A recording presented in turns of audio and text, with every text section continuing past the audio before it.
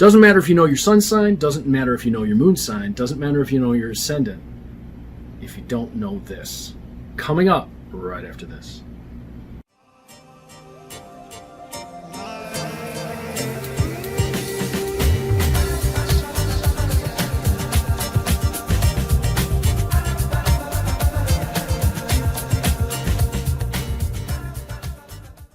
Good afternoon, this is Lucky Links. About 15 years ago, I had a radio show where I used to do people's astrology. And I used to do their charts. I had my solar fire, and I would put their information in between playing music, and I would do predictions, and I would do predictions of what was coming, and I would do...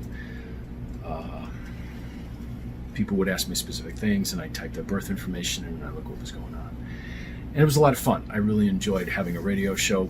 And I really enjoyed working with astrology with people, but I was very passionate about astrology, but I had some problems and I had some questions that I couldn't answer no matter how I approached it.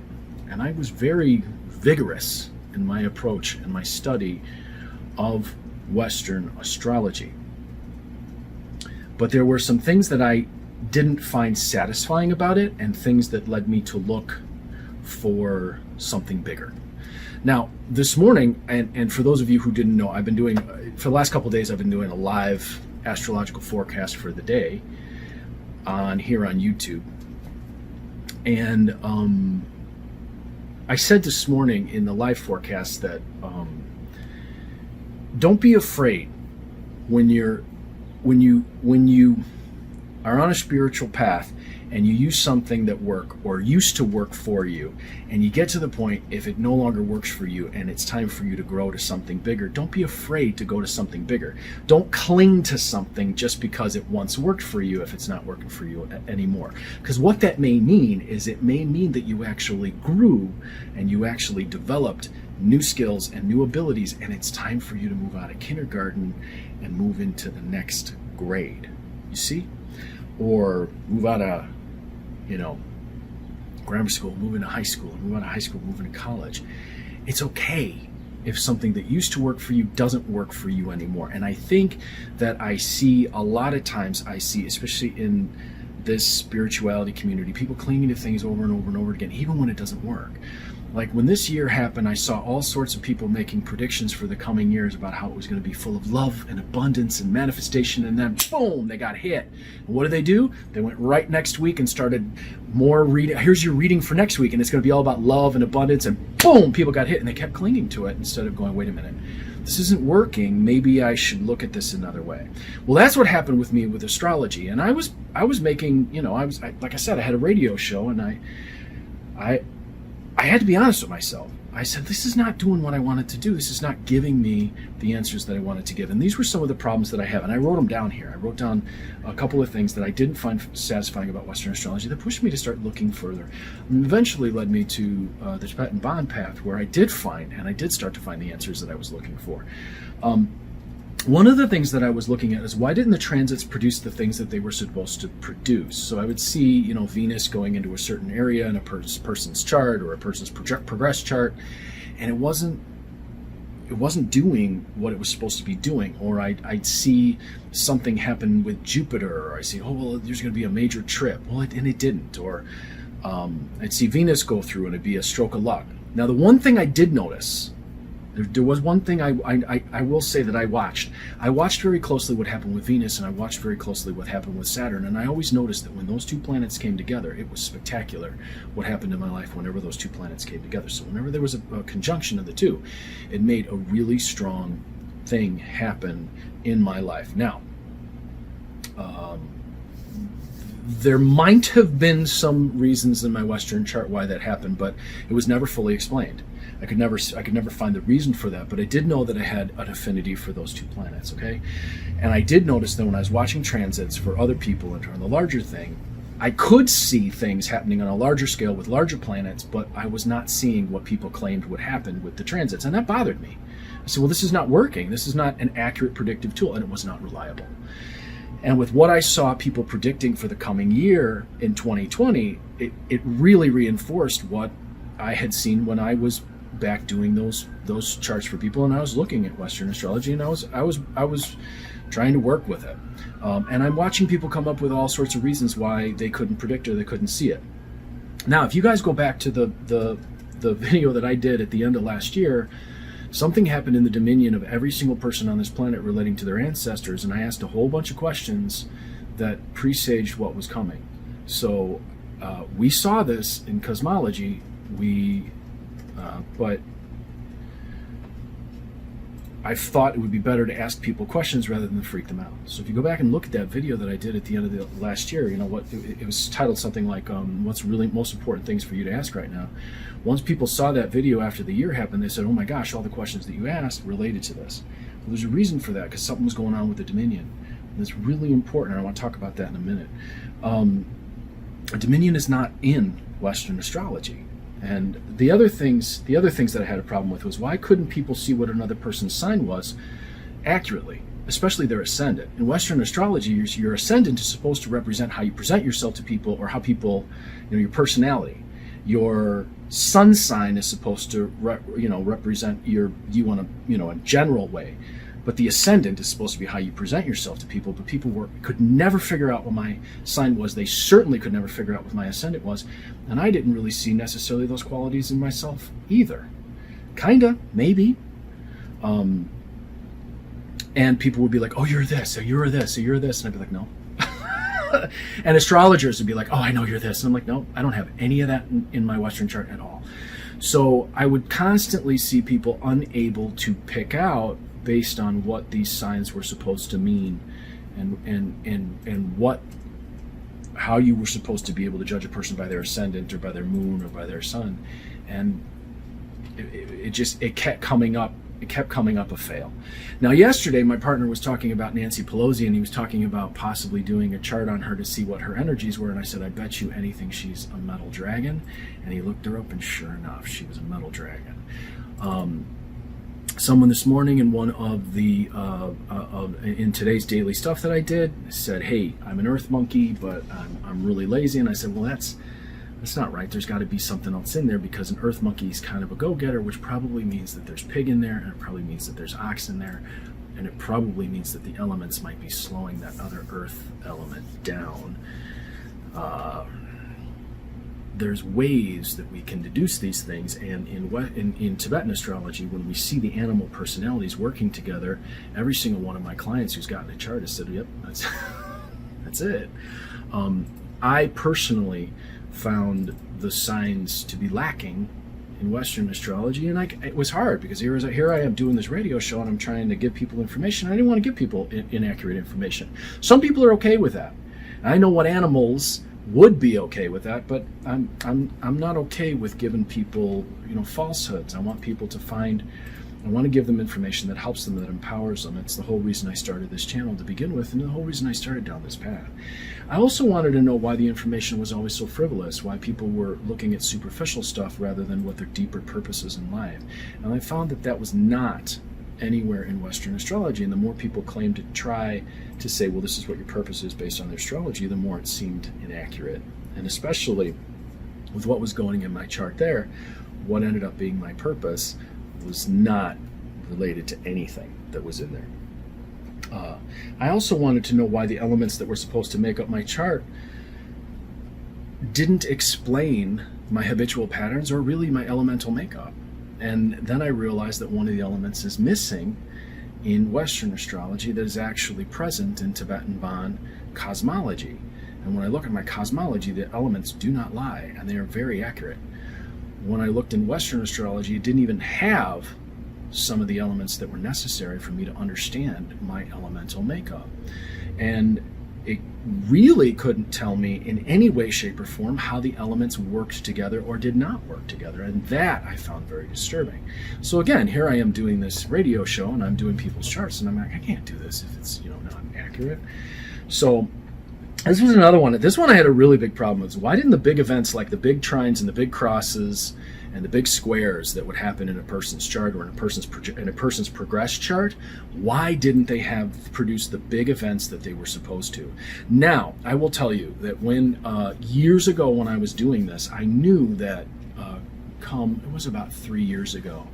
3 years ago, there was a major one of those that was supposed to happen in my Western chart, and I knew where Saturn would be when that happened, and I knew what would cause that, and it always stuck in the back of my mind. And I said, well, at this point in my life, that big thing's going to happen, and it's supposed to produce a big event. It never did, and I was aware of it when Saturn moved into that, because all the astrologers were going, well, Saturn's moving into this, and I'm like, oh, well, that was that big event that was supposed to happen in my progressed chart that I noticed when I was younger. And now it came to pass, and nothing like it was supposed to happen happened. So I always wondered why those big, huge events, trines and boxes and crosses, didn't have the big events that they were supposed to, and that bothered me too.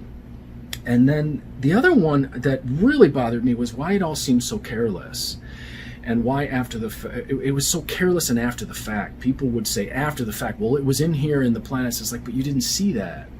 And then there were so many people claiming to do intuitive astrology where they would make stuff up. And I don't believe astrology should be, I'm going to feel it and wing it. There's a science to it. There's a science. If it's really astrology, there's a science to it. There's a process to it. There's something that you have to go through.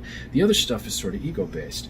And I noticed that a lot of people were doing intuitive astrology, and I would see it when I'd be working events and I'd be working at places where I was working with other readers, and they would flatter people. They would just make stuff up and flatter people. They would know the bare minimum of what would happen with a person's sun sign, and they would flatter them the best they could based on that sun sign.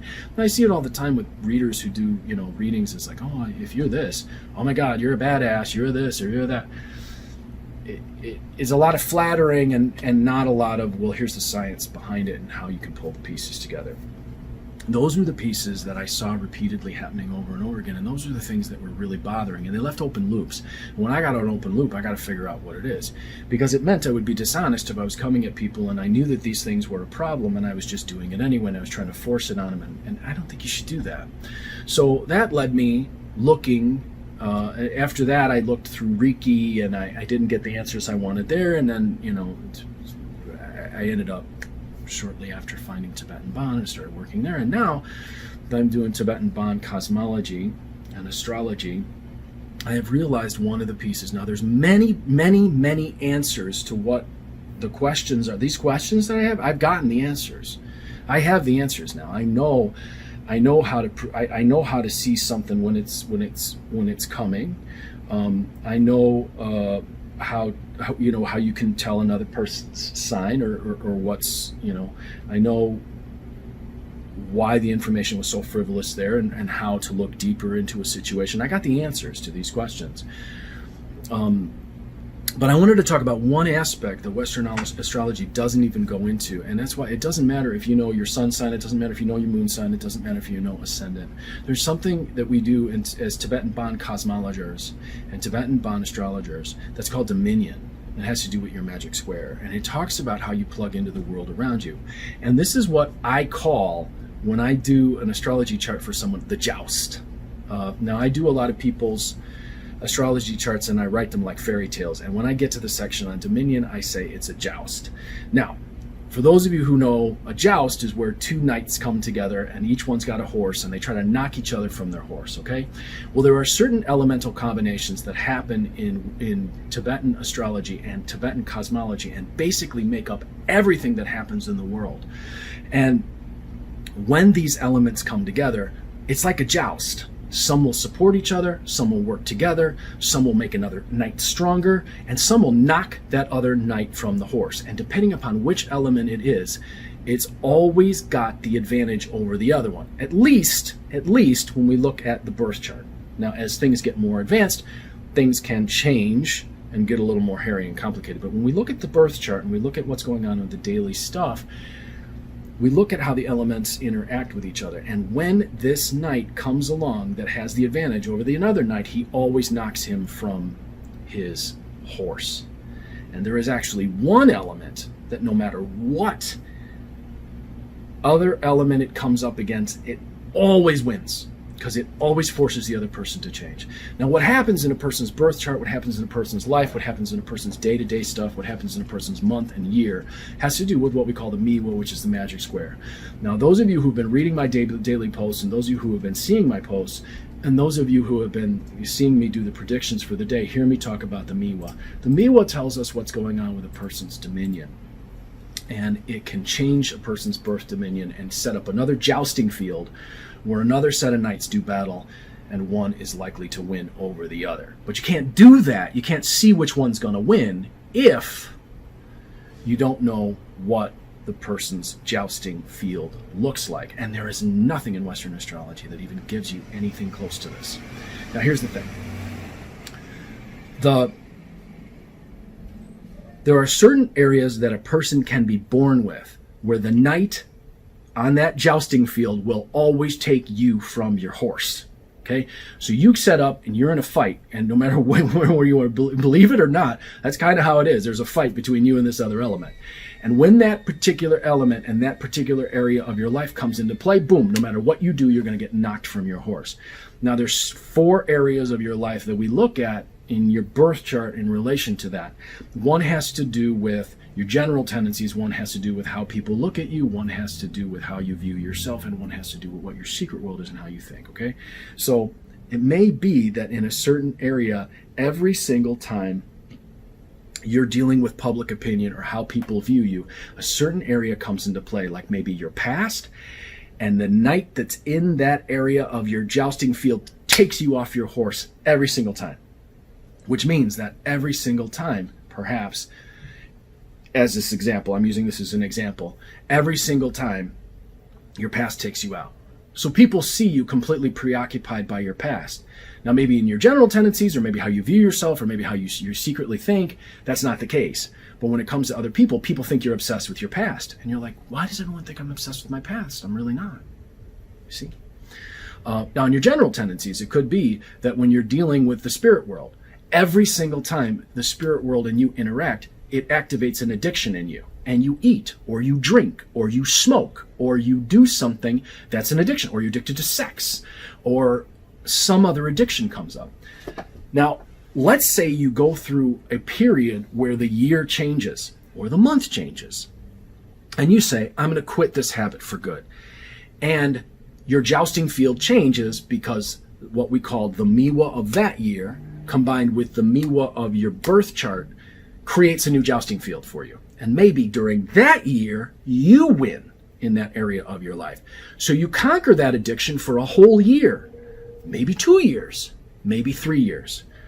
Then, the 4th year, everything changes and it goes right back the way it was when you were born, and that area of what we call your dominion wins again. Well, now you go back to smoking. And you go, I don't understand.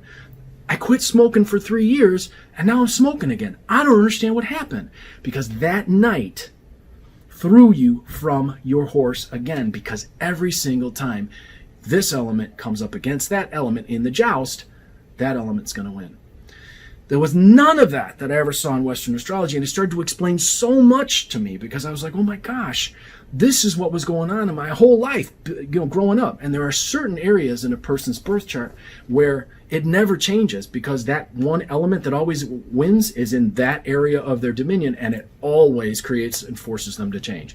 It could be that every time you come up against humans, there's bad luck. It could be that gods are not supporting you. It could be that when you go in your environment, the environment drains you or feeds you an addiction.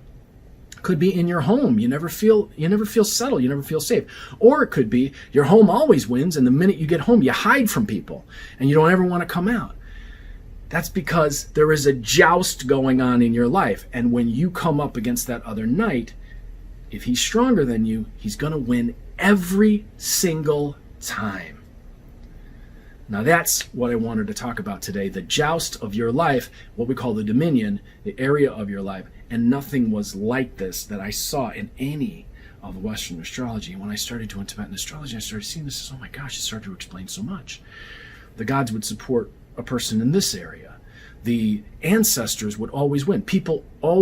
Those people who always, no matter what they do, their family, their parents always seem to win out, or they always seem to throw them from their game. It's because the element that's in that area of their life is a stronger knight than them, and every time they go up against them, they get knocked off. And why do we do this? Why do we look at this? Just so we can be depressed and look at every time we come up against this knight, he's going to win? No. And that was the main problem I had with Western astrology, is it never gave me any cures. It never showed me how to deal with the deficiency. It just seemed like we would all be happy to say, well, I'm a Scorpio, I'm an Aquarius, I'm a Gemini, and that was it. And that was the real problem I had. But in Tibetan Bond, when we find out that something's not working in a joust, well, there's a cure. When we find out that maybe in the area of how people view people, it takes people's general reputation out. There are people I've known and I've seen who have the reputation of being, excuse my language, a whore. They're not necessarily a whore, but people see them that way. And they go, I don't understand. Why do people always see me as a whore? Well, there's something going on in the way people view you that does not line up with your general tendencies, or does not line up with the way that you view yourself. Or they go, people always think I'm slow and stupid, but yet there's another part, but the secret way that they think is extremely intelligent. And they go, well, people think I'm stupid, but I'm so smart. Why? Well, because there's something off there. Or there's something going on in the joust that takes you out every time. We do this in Tibetan cosmology because the cosmology, the larger thing, not just the astrology tells us the birth conditions, but the larger thing tells us what the cures are, tells us how to figure out the cures, tells us how to work with the spirit world, and tells us how to set up a world that actually helps us prosper and gets past these things, and thereby helps us break our karmic habits. Now, you come in with the jousting field when you're born that you've built up lifetime after lifetime, which is why every time you come up against your parents, they win. Because lifetime after lifetime after lifetime, every time you've come up against them, they win. And now that's reflected in what we call your karma or your habit. So if you want to break that, you have to do some work to be able to figure out how to cure it. It doesn't just happen. But you can't cure it if you don't know it's there and you don't know what's going on. And we do this to figure out what's going on so we can actually fix it, help it, and cure it, not just float along and pretend it doesn't exist, or float along and not do anything about it. I'm Lucky Links, as always, wishing you success and good fortune in all that you do. I hope this little talk about astrology maybe makes you think about astrology in a whole new way. This is science. Cosmology and astrology, Tibetan Bond astrology and cosmology are a science, and there's real rules and processes to it. And the more that I deeply delve into this, and the more I work with clients, and the more I see in my own stuff, the more amazed I am at just how accurate and profound it is. If you guys would like to get your chart done, contact me, 779-302-8009 or conjurehope@gmail.com. Or if you'd like your larger cosmology done, I know some of my astrology clients are now getting their cosmology done because they want to fix these things and they want to change things in their lives. If you'd like to get your cosmology done, it's a substantial investment. And it takes me at least 30 days to do a cosmology chart, at least 30 days to do a cosmology chart, and the amount of information and work that goes into it is astounding. If you would like to, if you need, now my charts and cosmology stuff, there's a wait for these things because they take a while to do, and I do it all by hand. Also, I have a lot of people on a waiting list, but I'm working through it, and I'm getting faster and faster at how I work through it. But if you need more immediate attention, I can do a crystal mirror, and in the crystal mirror, I actually cast a portal, and we can see what's going on with certain magic squares, and we can see the elements at work, and we can see how you're working with it, and then I can actually shove some energy into it to either create a change or help bring support, and I use specific bond processes to do that. If you'd like to do that, we can do those immediately, somewhat immediately. I can do those within the next few days. It takes me several hours to cast one of those, and then you and I meet, we discuss what emerged, what transpired, and then we talk about what maybe you can do next. Hey, if you want me to do a good old-fashioned card reading for you, I can still do that. If you want to take a class that I teach in tarot, a class in Mexican Loteria, a class in crystal ball scrying, a class in Lenormand, or a class in playing card reading, contact me. I got classes in all of those, and that's it. I think that's all I wanted to say. So it's not just about, this is my sun sign, this is my moon sign, this is my this. That's nice. But if you really want deeper answers, and if you really want to go further, well, then maybe it's time that you move into the next arena and learn the next set of possibilities that are available to you that maybe you didn't know were available.